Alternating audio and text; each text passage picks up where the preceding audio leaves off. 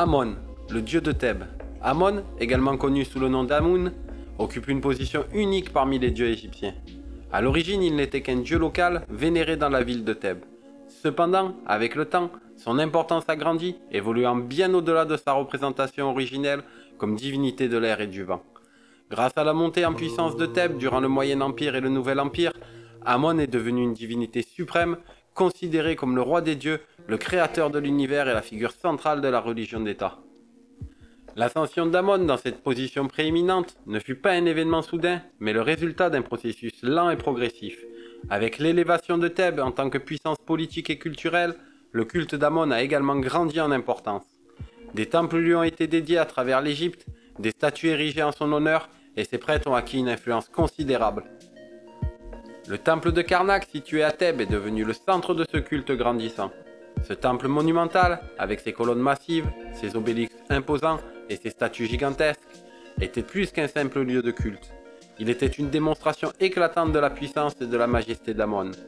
Des rituels et des cérémonies étaient menés en son honneur, des sacrifices offerts et des festivals célébrés. L'association d'Amon avec le soleil et la création a conduit à sa fusion avec le dieu solaire Ra, formant Amon-Ra. Cette nouvelle divinité combinait l'autorité et la souveraineté céleste de Ra et le caractère mystérieux et transcendant d'Amon. Il est souvent représenté comme un homme majestueux orné d'une coiffe distinctive ornée de 2 grandes plumes. Cette coiffe n'est pas seulement un accessoire, mais un puissant symbole de son autorité et de sa grandeur. Chaque plume est une manifestation de sa souveraineté divine, elle va Amon au-dessus des autres divinités et soulignant son statut de roi des dieux. L'image d'Amon n'est cependant pas limitée à sa forme humaine. Il est également associé à un ensemble diversifié d'animaux tels que le bélier et l'oie. Le bélier, par exemple, est un emblème puissant de force, d'endurance et de protection. Associé à Amon, il met en avant la présence protectrice de la divinité pour son peuple. L'oie, quant à elle, symbolise la création et la fertilité, renforçant le rôle d'Amon en tant que créateur de l'univers. Amon est aussi un dieu insaisissable. Son caractère énigmatique est l'un des traits les plus marquants de sa personnalité divine. Son nom même signifie le caché ou l'invisible, ce qui souligne la difficulté de comprendre et d'appréhender cette divinité dans sa totalité.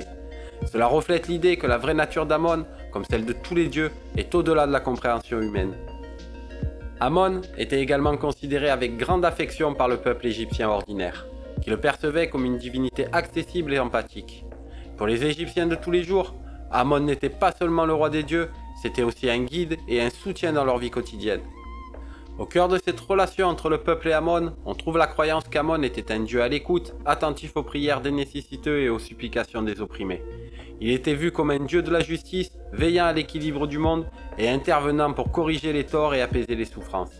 Que ce soit un pauvre paysan ou un riche marchand, chacun pouvait s'adresser à Amon dans l'espoir d'obtenir une aide divine. De nombreux hymnes et prières de l'époque reflètent ce lien étroit avec ses fidèles. Ces chants sacrés invoquent souvent Amon comme une source de bonté et de miséricorde, demandant son aide en période de besoin ou le remerciant pour ses bienfaits. Ces hymnes et prières soulignent l'image d'Amon en tant que protecteur bienveillant et dispensateur de faveurs, renforçant le sentiment de proximité entre le peuple égyptien et leur divinité suprême.